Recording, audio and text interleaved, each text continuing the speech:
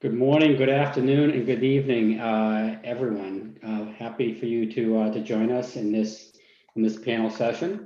My name is Wayne Duso, and I am a VP at AWS, responsible for a number of our businesses, and really pleased to be here and excited actually to be here to talk about male allyship. And joining me today are three panelists that I'm excited to both meet and have an opportunity to join in on the conversation today. Without further ado, let me introduce the panelists just so that we get started in the right way. Maju Thomas is a VP from Spotify. Sabrina Farmer is a VP at Google. And Shri is a CTO at PayPal. And I'll let those folks introduce themselves in more detail as we get started. I'd like to start the session by providing you some insight into how I think about allyship and male allyship specifically. And I came to this place as being an ally, not as an event or a transaction, but as a journey. I started off my career as an engineer, as a practicing software engineer and systems engineer. And soon after I started my career, I had the good fortune of having an amazing person, a woman, join what was an all-male team. And within a very short period of time, if memory serves me, it was probably hours or days, but it seemed like immediately, the composition of the team changed and got better. It improved. The dialogues improved. The results improved. And it became really clear to me really early in my career how diversity in the team, diversity of thought, diversity of perspective made our results better. And I would like to say that I was smart enough to understand what was going on. I don't think I was, but it was clear that something was different. And I never really looked back from there. Throughout my career, I had the opportunity as I became more senior to mentor people, whether it was a more senior engineer or a manager or leader. And that mentoring eventually, again, unbeknownst to me initially, turned into what ended up being sponsorship. And only in the last, say, 12, 18 months has that transitioned into what we are now talking a lot about, importantly and correctly, as allyship.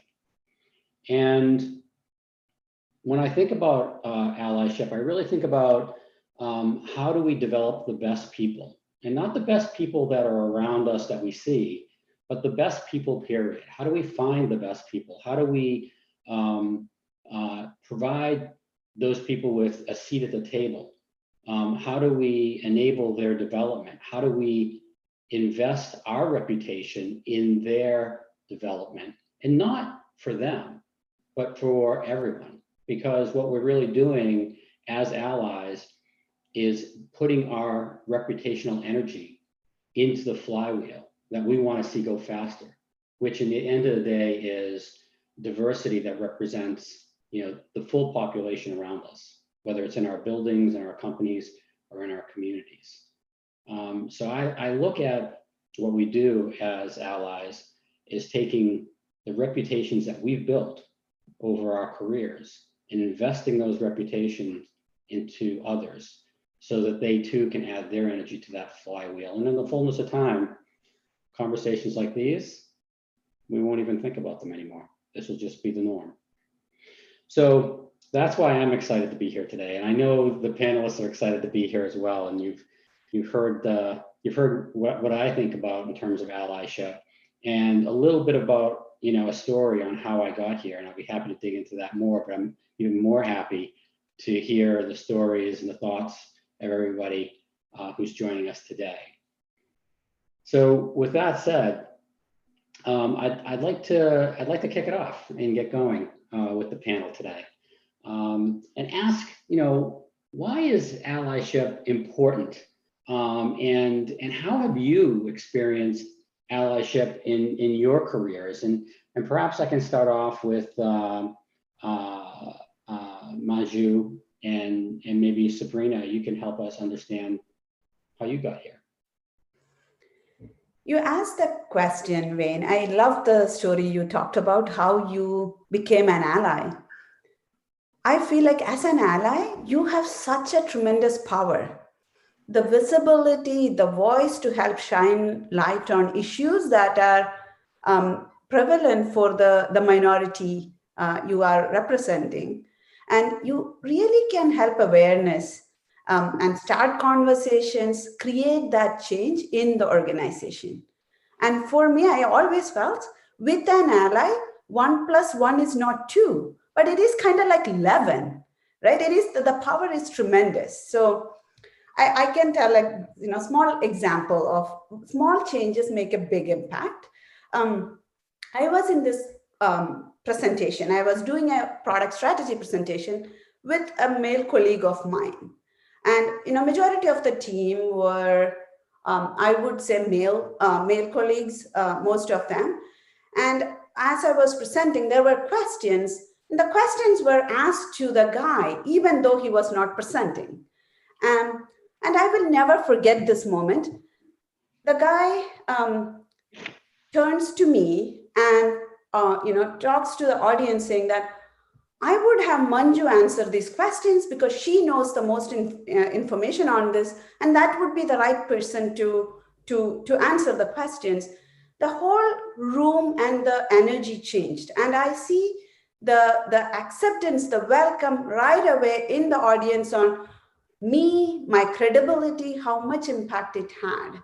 And for me, that's an act of allyship, which made such a huge impact on me as a woman leader standing and presenting in a room full of male colleagues of mine.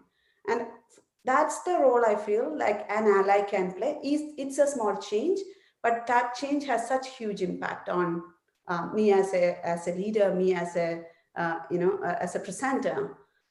So for me, allyship, you changed my day that day. That's how I think about it. But it's just amazing. It's really interesting. You sort of defined quantum results. You went from linear results of 1 + 1 = 2 to 1 + 1 has some higher order value. And I think that being an ally does have quantum effects on organizations. So that's a really good point. Sabrina, what are your thoughts? I think allyship is important to everyone, right? Certainly to work at the level that we work at, men and women, you need to have allies with you, especially if you're pushing the boundaries of engineering and pushing the boundaries of thinking. And so I think cultivating allyship is critically important. But I'll share a very personal story on when I realized how really allyship is about taking action. And it was a great time in my career here at Google. Like I was about to level up and I would be at the same level as, people who had always been more senior than me. And I was struggling with one particular group and I couldn't understand why. My teams were performing well, like we were going to help them achieve the goals that they had set forth, but I was running into problems. And as I debugged this situation, I found out that someone had said to this group, "Oh, Sabrina, she's not that technical." Now, that's actually a kiss of death for an engineering leader in general, right? But what had happened is it's such a negative unconscious bias to say about a woman in tech that she's not technical, that it validates that stereotype that people think about. Whether or not they believe it, it will trigger that. And I was devastated because, I had been 20 years in my career working extremely hard so that no one would ever say that about me. And then all of a sudden it had happened, and to real effect, right? It was definitely affecting my work. And, I talked about it, but it wasn't, I talked to my boss, I talked to their boss, all of that. It wasn't until I went to my skip level, because at this point I was just going to get out of this situation. And I told him what happened, and he was like, what are you talking about? And he knew about my work, and he said, here's all the things I know about you. And he immediately took action. He went to the org and said, this is not acceptable. Right? We're not going to act on what someone says. We're going to look at the work, which is really the only thing I wanted. I just wanted to be judged based on my work and not what someone else had said. And him saying this is not acceptable in this organization changed everything, not just for me, but the entire organization. Was people were going to be much more conscious about what they were believing about people and their ability. And from then on, once that group looked at my work, we all moved on and everything was great. But if you want to be an ally, you have to be willing to take action. The people that I had talked to before, they had certainly consoled me, right? They had told me, like, of course that's not true, right? But what I needed was someone to go forth and say, this is not acceptable for anyone. And so it made a huge difference. I'm still at Google, I'm doing very well. So, but I do think that if you want to be an ally, a really great ally, you will take action on the behalf of someone else. That's such a key point, Sabrina, in that, leading up to being an ally is somewhat of a passive and maybe a quasi-engaged approach to helping others. And when you really make that flip to ally and you're taking action, you're placing your reputation on the line, and not just your reputation about being able to identify talent, but your reputation in terms of your judgment. Are you making good judgment calls on behalf of the business? That's real commitment, and taking that action is so important in making the flip from being, say, a mentor or sponsor to ally. And I love that story. That's a good one. So important. Shreya, as another male on this panel this morning or this afternoon. I think it's afternoon for everybody on the panel, but maybe for other folks around the world, it could be morning. What was your journey on becoming an effective ally for people? Yeah, the journey has been a long one, like you mentioned, Wayne. And I would say it started with a Women in Technology event that I was invited to. It was a 2-day event that was conducted by the company that I was working for. It was just the second one that they had conducted. They had put together the first one as a women-only event, and very quickly started to get into the conversation where there was realization that, no, look, I mean, this is something that we need more allies on. And when I went to the event, I was exposed to an area that I was completely blind to. And that was that there was the gender imbalance had a root cause. As an engineer, for me, it was where women were not getting the same opportunities. Sometimes their voice was being suppressed. Many times they would say things, but things were not heard, and so on. And that 2-day event changed my perspective and got me curious enough to engage in this conversation.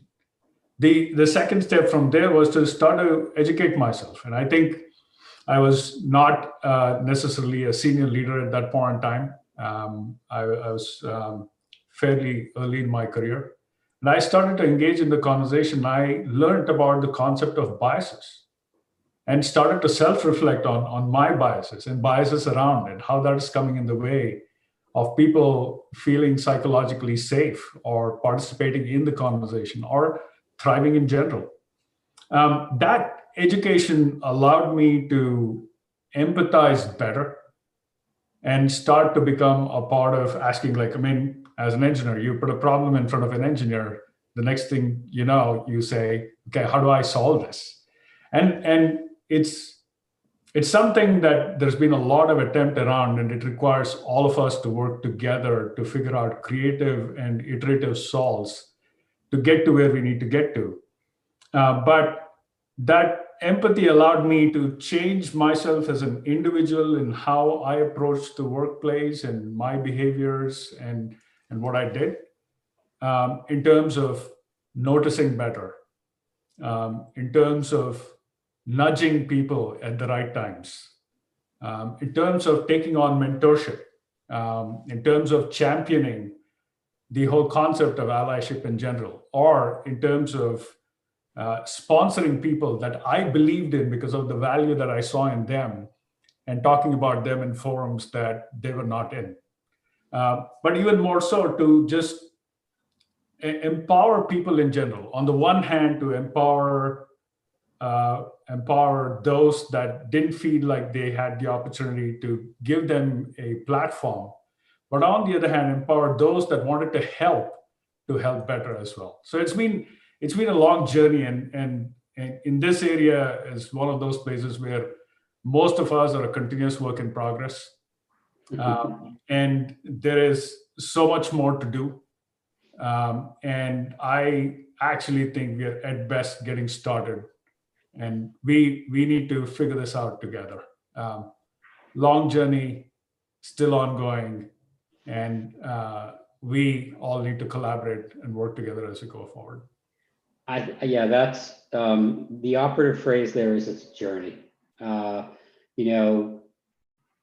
notion of allyship is something that perhaps, many of us have been introduced to just recently, and we're pretty far along in our careers. So, we clearly have the ability to learn new concepts and new things and apply our experience to those new ideas, which are an evolution of ideas that, we've been practicing maybe implicitly, maybe explicitly for years. One of the things that you said, Sri, that resonated with me on this is, you could see the journey. You were drawing a picture in my head. I was connecting the arrows as I was going, and you said something which resonated, or at least implied. Allyship is leadership. Leadership is allyship, right? And so we used the term like allyship, and what we're really doing is identifying those leaders that are, in fact, what I would consider to be the leaders that we want to follow, that we want to be, that we want to grow ourselves. And great leaders are going to be great allies. And I believe at the end of the day, great allies will become great leaders.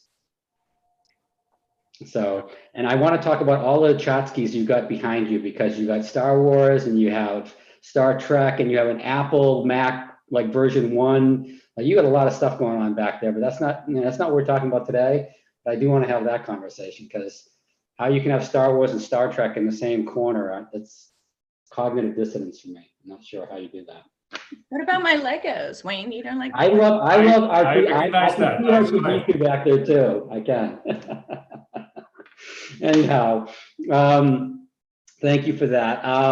So, we started to touch upon this a little bit as I introduced and as you guys introduced some of your thoughts. But when did you first learn about allyship?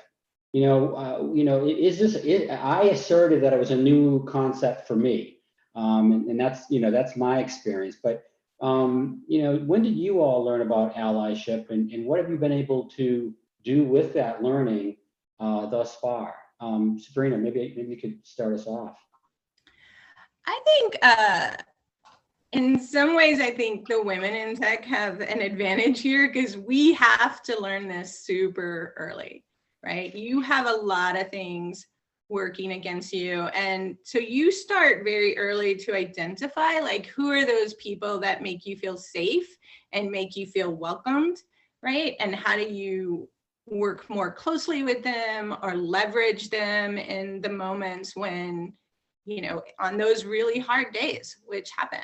I think that you have to learn and internalize that the other people in the room, right, they all identify with each other, and you have a different perspective and you approach problems differently.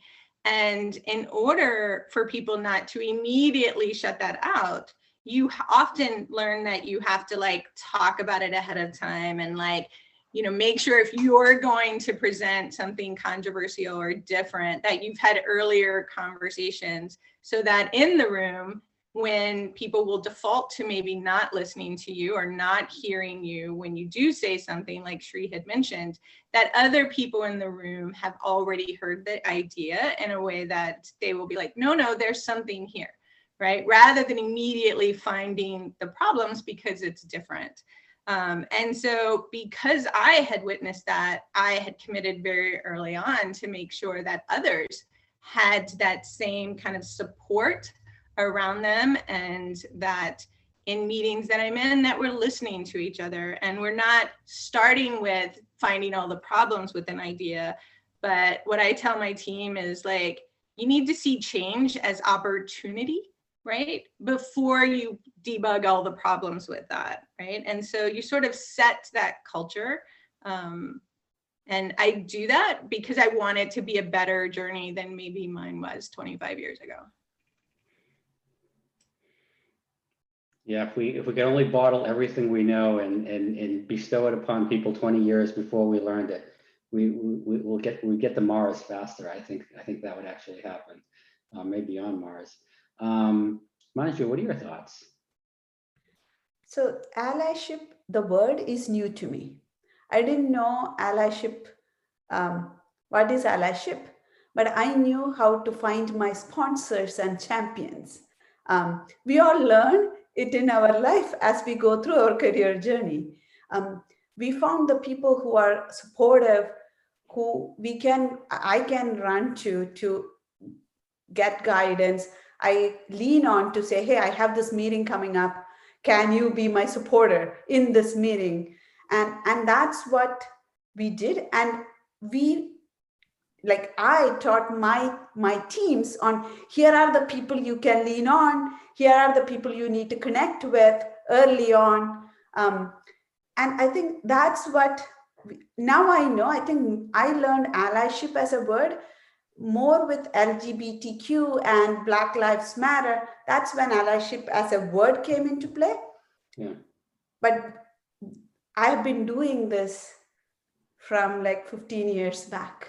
And I started my career to get myself moving, and get my, people who are not female leaders, but male leaders to support me and champion for me.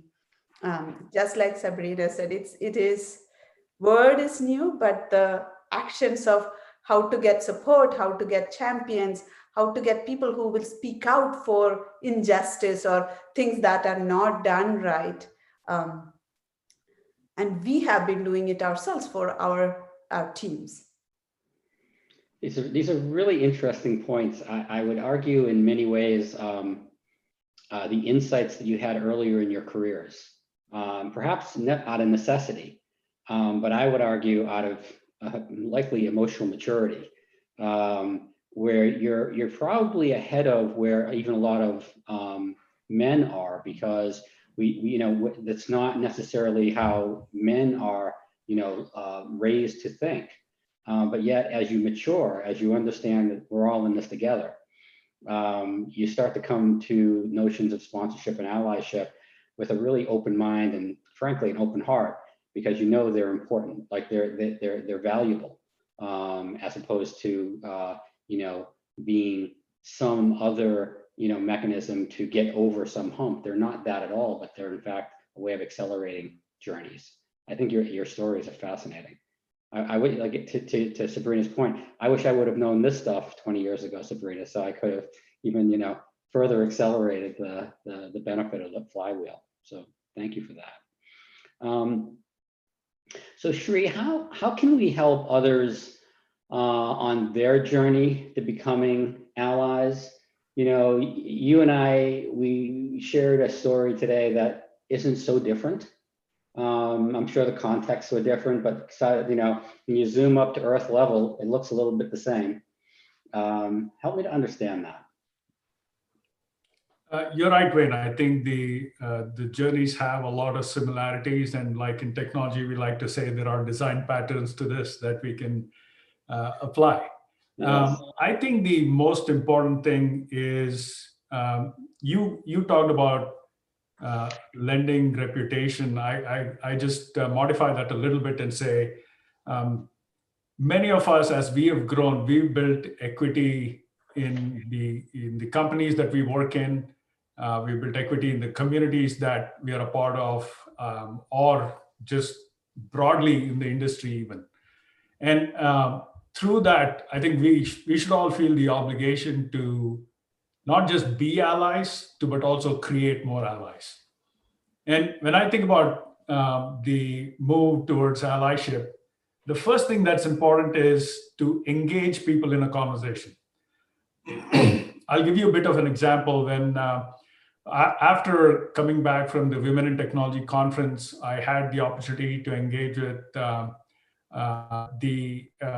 Clayman Institute at Stanford and start to learn a little bit more about gender studies and gender diversity and barriers in the workplace and so on. Coming out of there, I had a conversation with all of my managers. The first time I brought my managers together and raised the conversation related to gender equality, gender diversity, and inclusion. I had a room of about 20 people, and I would say the other 19 people, except me, had all their heads down looking at the ground because it was an uncomfortable topic. And it's about the courage to engage with the uncomfortable topic to start with, and it soon becomes comfortable when you speak about it enough. The second conversation, I probably had about 3 people beginning to engage eye-to-eye contact and participating in the conversation. By the 4th conversation, we had everyone beginning to engage. We talked about the concept of covering, which all of us do, gender agnostic, like agnostic of any part of the community we come from. There are things that we cover for. And when we got to that level of conversation, suddenly it went from this thing everyone avoided or was unaware of to now becoming a creative, psychologically safe space for everyone to participate in the conversation. For some to just be aware and change their approaches in day-to-day work. For some to basically go, I can do more. I can actually create change in my organization and so on. So to bring other people along on the journey, I think it's important for us to first become good allies, then to understand the journey that we've taken, synthesize it a little bit, empathize with other people who are going through that journey, and bring them along through all of those steps and be there to support them in moments where they may not be sure of what next to do or how to engage in that. So a lot of influence that all of us can have. And this is agnostic of what gender you are. Everyone has a role to play in creating allyship. And first of all, the scope of allyship also doesn't only imply gender. It's much, much, much broader. Yeah. Right? So lot to do, particularly for those of us that have the equity of influence. I think we owe it to our companies, our communities, and our industries to create more allies for the various things that we all need to do to create a great inclusive workplace and great inclusive communities as well. I'd like to add to that, Wayne, if I could. I think I think it's really important for people to understand that it's not just, do something nice for other people, right? You will benefit from creating an inclusive environment and having people put crazy ideas on the table because they feel safe to do it. If you want to be an innovative engineering leader or an innovative product leader, you want to have those breakthroughs, you need to have different people sharing perspectives and ideas because 1, you'll get inspired by it. And 2, surrounding yourself with people like you and who think like you, you're just going to do the next thing, right? You're going to iterate on it. But if you have people who are feeling excited to be in your group because they feel safe and they feel like you'll take chances and that's a positive thing to have as a leader. And so I think if more people saw like how they would benefit, I don't think they'd be questioning, should I or shouldn't I? They just will. Sabrina, I'll just do a +1 on that and say brilliantly put. Brilliantly put. You highlighted the leading with the why philosophy and making people aware of like, look, there's great value to be created here. It's not just about fairness. There's so much more. In fact, you'll participate in something that you'll be more proud of in terms of the outcomes that you're creating by having a diverse workplace. Brilliantly put, Sabrina. Thank you. Completely agree. You made me smile, Sabrina, because at the end of the day, this is one of the reasons why I think we all as leaders love to hire fresh college hires, right? Because they bring great diversity into our organizations every day, and it gives us the opportunity to launch their careers so that we start the process, right? We start the process of being a good sponsor, being a good mentor, being a good ally, being a good team member. And I couldn't agree more with what you said, Sabrina. One of the things that you said, Sri, in your answer, which was really interesting, is getting past uncomfortable. I love that. There's the phrase that's been out there for a while in books that have been out there about I think it's called crucial conversations. Right? How to have the hard, honest conversations. And a lot of what we're doing around, this virtual table today is about the fact that you as big leaders have taken time, to have those hard conversations, with yourself, with your organizations, with your leaders, and how in doing so, I hear lots of very charitable thoughts, right, on how to get people there, how to be really honest with people, be very charitable about where they're coming from, finding that empathy, not forcing the conversation, but encouraging and supporting the conversation over a long period. And this goes right back to the theme, Sri, that you introduced earlier about the journey, right? So really synergistic thoughts around how all this comes together. Really, that's thank you, appreciate that. So how do you think about promoting or supporting, encouraging, allyship across, your organizational leaders? What are we doing there? How can we help folks that are on this call today to understand how to do that? And maybe, Manju, maybe I'll go to you first. What Sabrina said first, it's make it a business issue rather than an HR or diversity issue. It is your business problem. If you don't get gender balance into your organizations, your business is going to suffer. And if we as leaders can bring that conviction into our teams, and then suddenly this gender balance doesn't become a political sideline, it is like a core issue for business growth. Second part, I was thinking about this the other day, and I said, what can I do to help my teams? I think we can put measurable management skills. Which teams have balanced organizations? Can we highlight them? Can we talk about them? How are we recognizing and rewarding people who are doing the right things to bring this balance into the teams? What measures we can put in place for encouraging these teams? But all of this starts with, can we all just do the unconscious bias training for our teams so that people know this is a problem? I feel like unaware of this is the biggest challenge our organizations have. So maybe start with educating our teams on unconscious bias, have more open conversations on gender and bias issues that exist in the workplace, and build that awareness and have that will to drive change.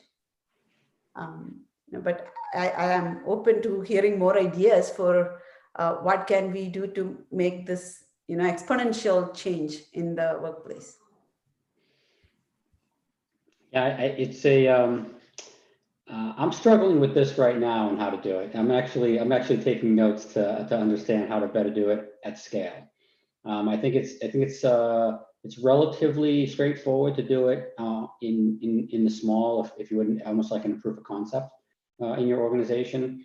But taking this forward and doing it at scale, and to Sabrina's point, like, this is a business imperative, right? It's not a D&I imperative. In the fullness of time, like, it probably won't happen in my career time, may happen in the career of some of the folks on this call. But when we get past this being a D&I initiative and it being truly a business imperative, it is just good business, right? It's holistically good. It's a win for individuals, a win for the business, it's a win for the community, right? It's a win for the customers. I truly look forward to the day where that's where our focus is. So I appreciate your thoughts there. So I want to get to sort of brass tacks for a second. What are the techniques that work well for being an effective ally? Like, we've talked about sort of the framework, right? But the framework, eventually rubber meets the road, and we have to act and deliver. So what are the techniques that work well? What are the ones that don't work well? What are the mistakes that you made, perhaps, that we could share with folks today? Sabrina's smiling, so I'm going to go to her. I mean, I think I like the what doesn't work well part of that question, honestly. I'll tell you what, the first male ally panel that I saw was a train wreck, honestly. And I think that the men on the stage certainly didn't mean to, be offensive, right? But they forgot that they were talking to an audience that is very different from them. And so I think a lot of times we lean on, our own experience, right? And use that to support our teams and others. And in reality, that's sort of the failure of, making it work for everyone, because everyone has a different experience and a different journey and a different way that they got to where they are. And so I think to be a good ally, I think the number one skill you need is to be a good listener and to be willing to pause before you do something or say something and start with a question, which is hard, right? It's hard even for me. But I'd like to share a quote from an author, Kate Bornstein, and they were talking about allies. And Kate said, "Many people think I accept you, therefore I am an ally. No, you're not. You're an accepting person. Ally means you ask me what I need, I tell you, and you tell me what or how much of that you can supply." And I think that quote is, when I first heard it, I was like, oh my gosh, that's it. That's the thing that's really hard to put your finger on, and why that panel went so poorly. The intention was good, but they didn't actually pause to say, what did the audience need to hear? And how do I commit to making that work for them? And so I think that in order to be a good ally, you must be a good listener.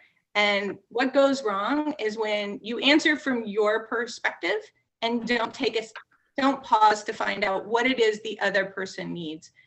Back to my very first example, I didn't need someone to tell me that I was technical. I already knew that, right? I needed them to set the standard that I would be judged for my work, right? And not by what someone else said. And that's what I needed. And that's why it was what the second or third person I told helped me, and not the first. So. If I can add to it, I also feel you can do the model behaviors, like privately and publicly advocating for people, being a sponsor, being a champion, calling out inequality or calling out things which are not right away. I feel like you taking that action goes a long way of people around you seeing and doing the same.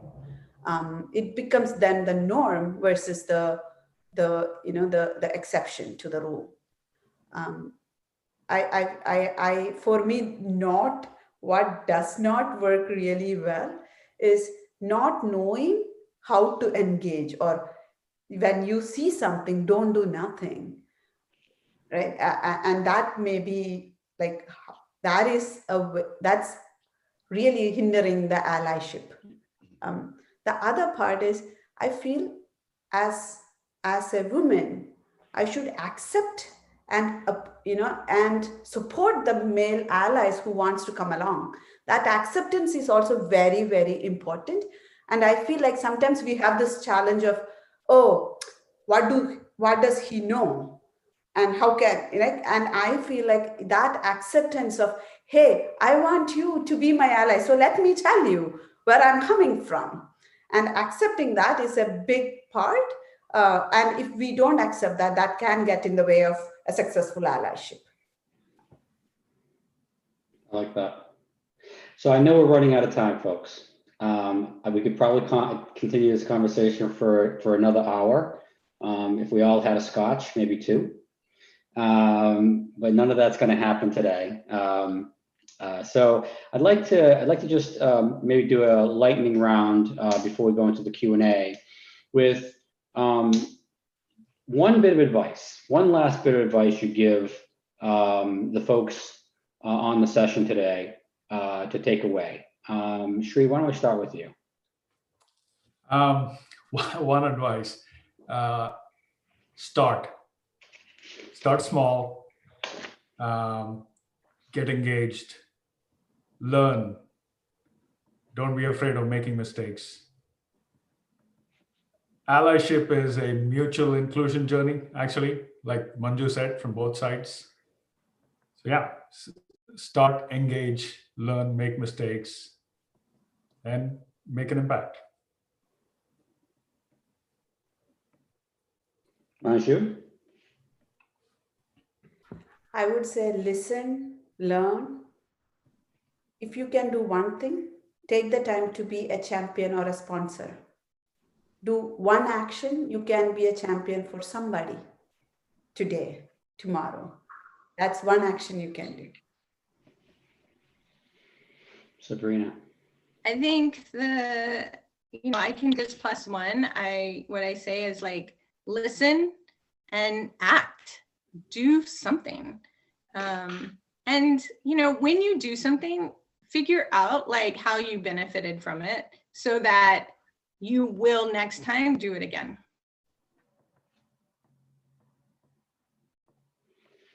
Learn, rinse, and repeat, improve. I like it.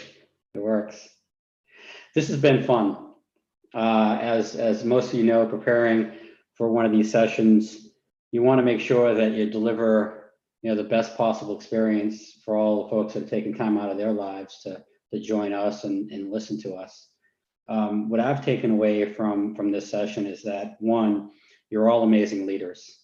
You're big leaders. You've gotten here for numerous reasons. I hope to find out more of those as we move on through life here and get to know one another. But what's clear is that you're all very thoughtful, very forward-looking leaders. And the folks that are part of your organizations are darn lucky to have you as their leader. And I'm really, I think we're all privileged to have heard your thoughts on allyship today. So I want to thank each and every one of you for your time. There's some real gems that came out of today. And there's a lot of consistency in these gems, and which makes me really happy, because it shows that there is a pattern, as Shri said earlier. And I think that a lot of the folks on this call today will be able to apply some of the things in this pattern. The first one is that it's a journey. Like, take a step. Like, a journey is made up of 1,000 steps, and you got to take your first one. Don't be afraid to take your first step. Just understand your context and do it. That was another one that came up. Lead by example. shout out to Nike. I'm not stealing their catchphrase, but just do it. Like, just start, right? And I like also this notion of, partner. You're not in this alone. You're not an island, and especially, and I'll say this for myself, and maybe Shreese thinks the same way. As a male, you're not an island. You're not trying to solve the world's problems. You're not trying to boil the ocean. You're trying to start, and there are people around you. And if we had the opportunity to partner with the two women on this panel, that would be a great day. Personally, I think, based on what I heard today. So just do it. Be a good listener. I did read that quote prior. Sabina, thank you for sharing that with us. I think often we forget how important it is to listen and to understand what people need. And when you become an ally to somebody, listening to them, understand what they need, and then understanding their responsibility and their own success, sharing that with them, and then being a true ally and sponsor of them as they pursue that. Really important. Leadership is allyship, and allyship is leadership, right? It's a tight little circle in that relationship. So if you are a leader, you need to be an ally. And if you are an ally, you already are a leader. And I think those two will feed off each other nicely and build upon each other as the flywheel of what we're all doing in our worlds continues to increase to the point where someday we won't be talking about this anymore. And that will be a great day.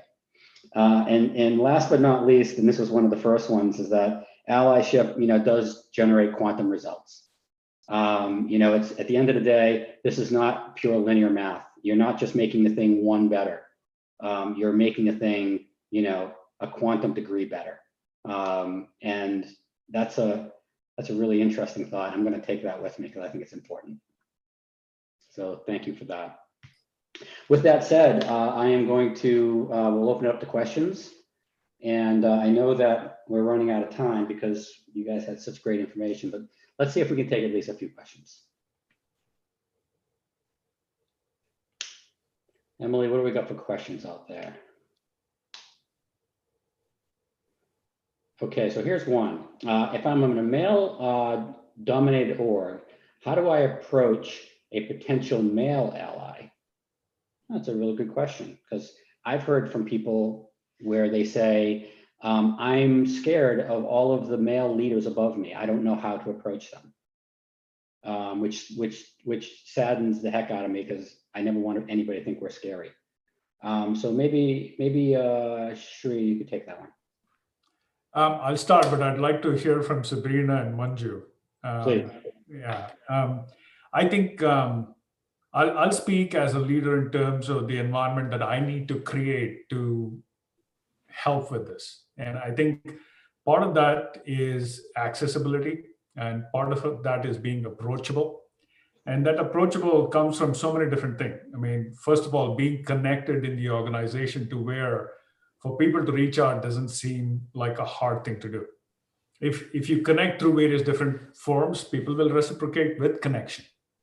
And I think it's in those connections, demonstrating the right level of warmth and the right level of psychological safety that I mentioned before to invite the conversation. So with that, let me pause there. I'd like to hear from Sabrina and Manju from their experiences. I think the first piece of advice I would say to this person is, tell them what you want, right? Which can be super hard, like maybe, and you might not actually even know, but here's a really generic way to approach it. Go and say to one of these leaders, like, I want to be successful in this org. I'm not sure that that's happening for me. What do you think I need to do? And that does a couple of things for you. One, it makes it clear that you want to be successful and you are willing to do what it takes within that org. That's a good signal to that person to be like, oh, I have a potential person who could do something for me, right? You're a potential sponsee at that point. The next thing you're telling them is, it's not happening for you. In an ideal situation, they ask you a question like, why do you think that's not working for you? in which point you can highlight like, hey, I speak up, nobody listens, right? You know, whatever is happening in your situation. But that's sort of how I would approach it as a first step. If I can add to it, also find who are the people who are the in the male dominated or who are supportive of you, who you feel will be more easy for you to approach because it helps you. And asking them to say, hey, I have this meeting coming up. Can you be on my side when I say something? Just nod would be good.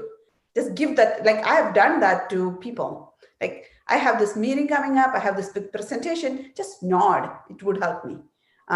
So say, be very specific, it helps actually for them to also do it. Many of them, they want to help you, they don't know what you want from them. So being specific about that. Well, with that said, everybody, that was, your timing is perfect. Folks on the call today, if you have additional questions, I'm sure we can find ways for you to funnel those questions to us. I know we'd be happy to answer them for you. I want to again thank the three of you for joining us today on this panel. This was a real treat for me. You know, you've taught me a lot of things. I've taken a tremendous amount of notes. I have yellow stickies everywhere in front of me. And I plan on writing those down as keepers. So thank you for your time. Thank you everybody who attended the session today, and have fun with the rest of the Executive Summit. Take care. Thank you.